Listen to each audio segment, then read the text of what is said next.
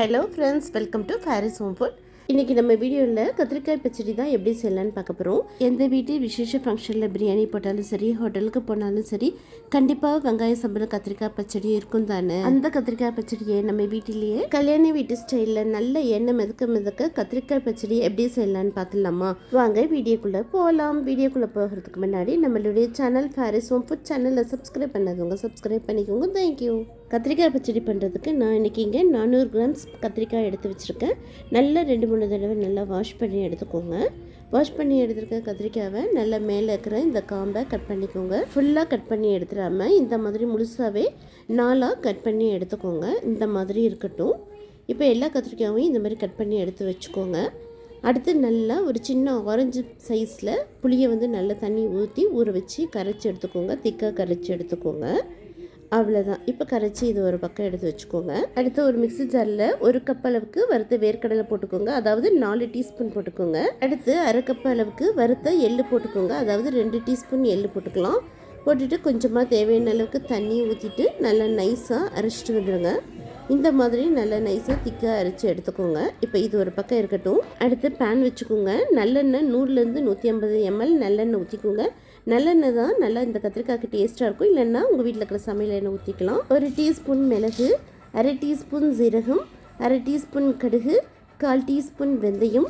எல்லாம் கடுகு வெந்தயம்லாம் பொரிஞ்சதும் இப்போது கருவேப்பிலை இலையே போட்டுக்கலாம். அடுத்து சில்ல வச்சுருங்க. இந்த இலையிலேயே 1/2 டீஸ்பூன் அளவுக்கு மஞ்சள் தூள் போட்டுக்கலாம். மஞ்சள் தூள் போட்டுட்டு நல்லா மிக்ஸ் பண்ணி விட்டுக்கோங்க. இப்போ கட் பண்ணி வச்சுருக்கிற 400 கிராம்ஸ் கத்திரிக்காயையும் போட்டுக்கலாம். இப்போ இந்த கத்திரிக்காய் மேலே 1 டீஸ்பூன் மல்லித்தூள், 1 டீஸ்பூன் உப்பு போட்டுக்கலாம். பொடியாக நறுக்கின பெரிய வெங்காயம் 1 போட்டுக்கலாம். இது கூடவே பழுத்த தக்காளியை 2 தக்காளி பொடிசாக கட் பண்ணி போட்டுக்கோங்க. தக்காளியும் போட்டு நல்லா மூடி போட்டு விட்டுருங்க. ஒரு 15 மினிட்ஸ் அப்படியே இருக்கட்டும். ஒரு 15 மினிட்ஸ் கழித்து ஓப்பன் பண்ணி பார்க்கலாம். பாருங்கள், சூப்பராக நல்லா கத்திரிக்காய் வெங்காயம் தக்காளி எல்லாம் நல்லா வெந்து இருக்குது. இப்போ பாருங்கள், எண்ணெய்லாம் நல்லா ஓரம் பிரிஞ்சு வந்திருக்குது. இந்த ஸ்டேஜில் இப்போ நம்ம வெறும் மிளகாய்த்தூள் 1 டீஸ்பூன் சக்தி வெறும் மிளகாய்த்தூள் போட்டுக்கிறேன். மல்லித்தூள் போடும்போதே ஃபஸ்ட்டே மிளகாய்த்தூள் போட்டிங்கன்னா இந்த மாதிரி கலர்ஃபுல்லாக இருக்காது. இந்த மாதிரி எண்ணெய் மிதக்கும் போது நம்ம மிளகாய்த்தூள் போடும்போது அந்த கத்திரிக்காய் பார்க்கவே ரொம்ப லுக்காக அழகாக இருக்கும். சாப்பிட்றதுக்கும் நமக்கு இன்ட்ரெஸ்டாக இருக்கும் கலர்ஃபுல்லாக இருக்கிறதுனால. இப்போ கரைச்சி வச்சுருக்கிற திக்கான புளியை ஊற்றிக்கலாம்.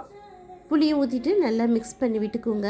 உங்களுக்கு ஏற்ற புளி நீங்கள் பார்த்து போட்டுக்கோங்க. புளிப்பு அதிகமாக வேணால் புளிப்பு அதிகமாக போட்டுக்கோங்க. ஃபஸ்ட்டே போட்டுக்கோங்க, அதுக்கப்புறம் நம்ம எதுவும் போட முடியாது. அவ்வளோதாங்க. நல்லா மிக்ஸ் பண்ணி விட்டுட்டு உப்பு காரெல்லாம் செக் பண்ணிக்கோங்க. மறுபடியும் மூடி போட்டு விட்டுடலாம்.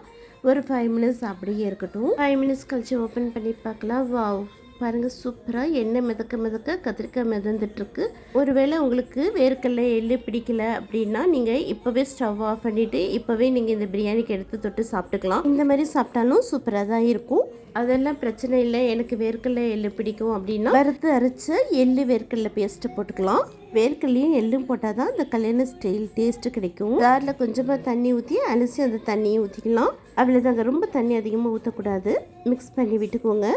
உப்பு செக் பண்ணிக்கோங்க. உப்பு பத்தலைன்னா உப்பு போட்டுக்கோங்க. அவ்வளோதான். நல்லா மிக்ஸ் பண்ணி விட்டுட்டு மூடி போடாமல் அப்படியே 3 மினிட்ஸ் விட்டுருங்க. 3 மினிட்ஸ் கழிச்சு ஸ்டவ் ஆஃப் பண்ணிவிடுங்க. பாருங்கள், சூப்பராக எண்ணெய் கத்திரிக்காய் கிரேவி ரெடிங்க. ரொம்ப நல்லா சூப்பராக இருக்கும். பாருங்கள், எவ்வளோ எண்ணெய் கத்திரிக்காய் நல்லா மிதந்து பார்க்கவே ரொம்ப அழகாக இருக்குது. அவ்வளோதாங்க. இப்போ இதை ஒரு பவுலுக்கு மாற்றிக்கலாம். பாருங்கள், சூப்பராக கத்திரிக்காய் எண்ணெய் கத்திரிக்காய் ரெடி. சுட சுட பிரியாணி போட்டு அது கூடவே வெங்காயம் சம்பல் வச்சு இப்போ நம்ம செஞ்சு வச்சுருக்கிற எண்ணெய் கத்திரிக்காய் கிரேவியை வச்சு சாப்பிட்டிங்கன்னா சேம் கல்யாண வீட்டில் செஞ்ச எண்ணெய் கத்திரிக்காய் மாதிரியே இருக்கும். கண்டிப்பாக இதே போல் ட்ரை பண்ணி பாருங்கள். ரொம்ப உங்களுக்கு பிடிக்கும். ட்ரை பண்ணி பாருங்கள். செஞ்சு பார்த்துட்டு எப்படி இருக்குன்னு கமெண்ட் பண்ணுங்கள். இந்த வீடியோ பிடிச்சிருந்ததுன்னா மறக்காமல் லைக் பண்ணுங்கள், ஷேர் பண்ணுங்கள், சப்ஸ்கிரைப் பண்ணுங்கள். தேங்க்யூ ஃபார் வாட்சிங். பாய்.